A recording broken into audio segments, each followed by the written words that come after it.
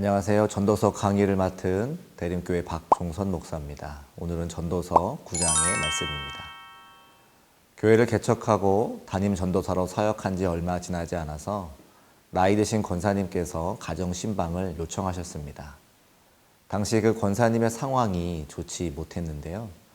중한 암 수술을 앞두고 있었는데 수술하기 전에 신방을 받고 싶어 하셨습니다. 이제 갓 30이 된 전도사가 이런 상황에서 신방을 한다는 것이 마음에 큰 어려움이 있었습니다. 도대체 무슨 말로 어떤 위로를 해야 되는가 염려가 많이 되었습니다. 그러나 신방에 응할 수밖에 없었고요. 또 그 가정으로 신방을 갔습니다. 그런데 권사님 댁에 가보고는 깜짝 놀랐습니다. 왜냐하면 속계 식구들을 모두 불러놓고 잔치집처럼 식사 준비를 하고 계셨기 때문입니다. 이제 곧 수술하실 분이 왜 이렇게 음식을 많이 준비하셨는가 여쭈어보았습니다.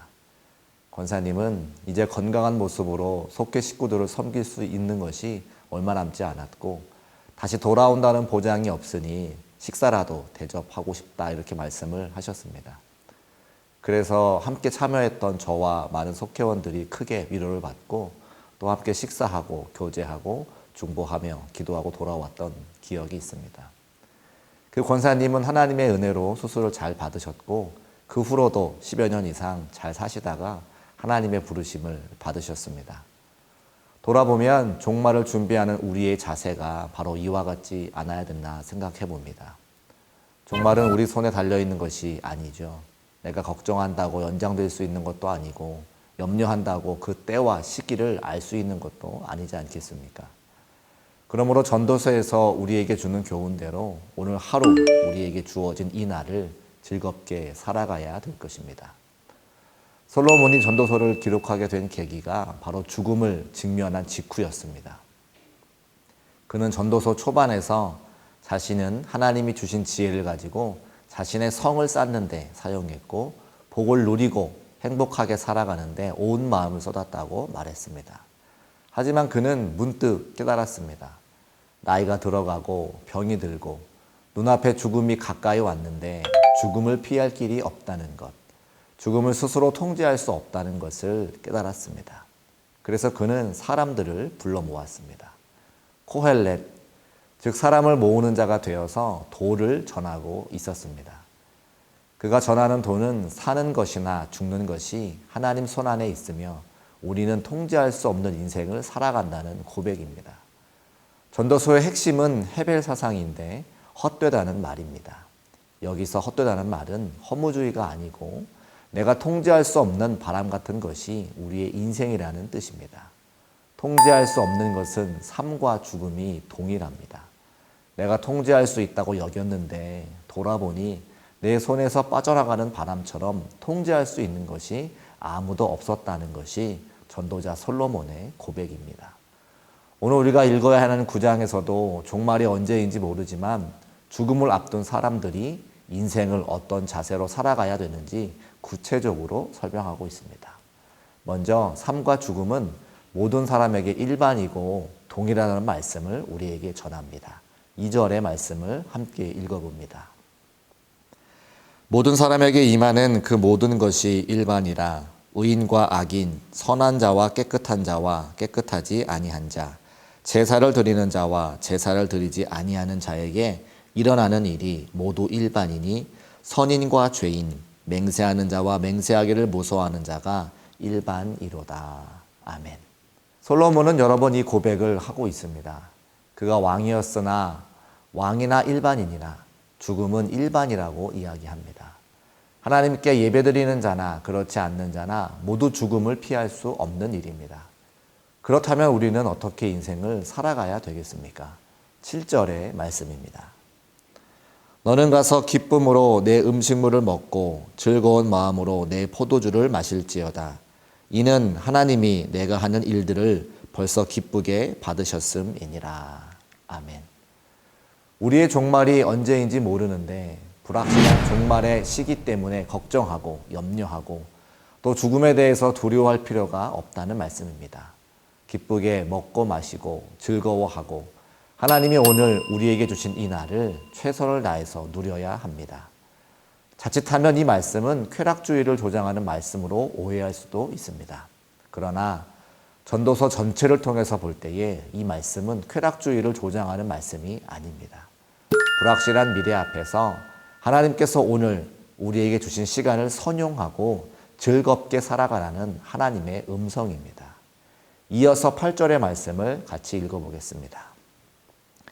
내 의복을 항상 희게 하며 내 머리에 향기름을 그치지 아니하도록 할지어다. 아멘.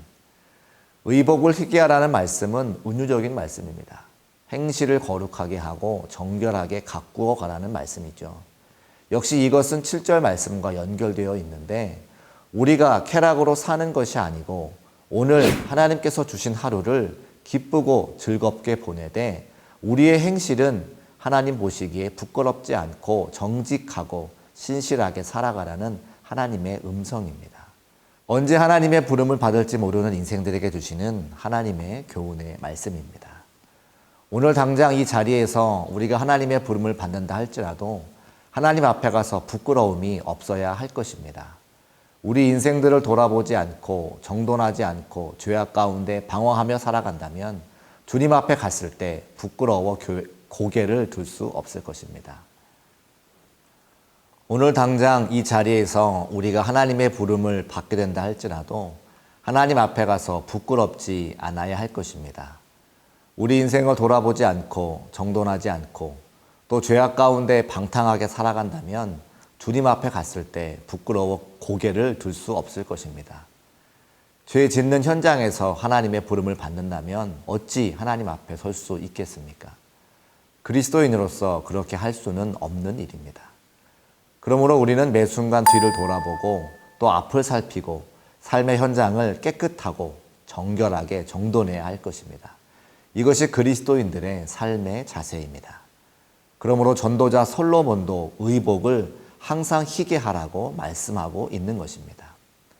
계속해서 9절의 말씀입니다.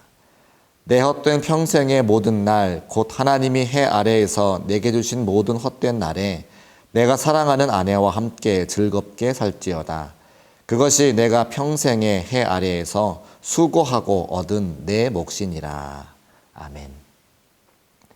바람같이 통제할 수 없는 헤벨, 즉 헛된 날에 우리가 살아가는 삶의 기쁨이 있다면 가장 가까운 가족을 주신 것입니다. 솔로몬은 아내라고 표현하고 있지만 가까운 가족을 총칭하고 있는 것으로 이해하시면 될 것 같습니다. 가족과 함께 기쁘고 즐겁게 하루를 즐기고 누리는 삶을 살아가라고 우리에게 권면합니다. 이것이 종말을 살아가는 사람의 태도라고 말씀하고 있습니다. 그런데 가까운 사람일수록 서로 상처를 주고받고 미워합니다. 미움이 마음에 가득 차서 살아가는 사람들이 의외로 많습니다. 통제할 수 없는 헤벨의 시간을 살아가는 우리는 가장 가까운 사람에게 사랑을 나누어 주며 살아야 할 것입니다. 떠나고 나면 그 허전함과 죄책감은 상상할 수 없는 고통으로 우리를 짓누를 것입니다.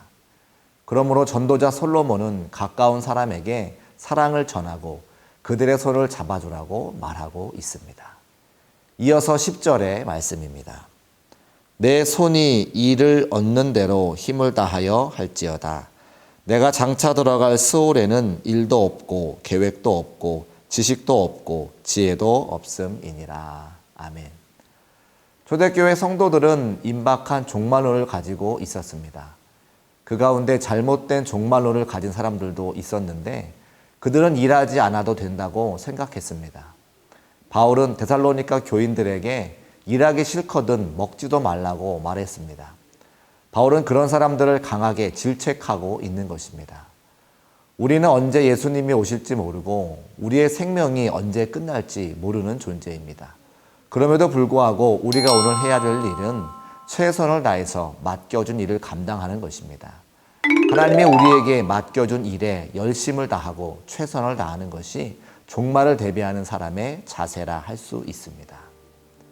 지혜자 솔로몬은 죽음을 앞두고서야 참된 지혜를 얻었습니다. 그가 얻은 지혜는 종말을 대비하는 사람들의 기본적인 자세입니다. 오늘 주신 하루를 기쁘게 살아가는 것, 마음과 항시를 깨끗하게 하며 하나님 앞에 진실하게 살아가는 자세를 우리 마음에 새기고 우리도 언젠가 찾아올 종말에 대비하는 참된 지혜자로 살아가시는 대림교회 모든 성도가 되시기를 주님의 이름으로 축복합니다. 감사합니다.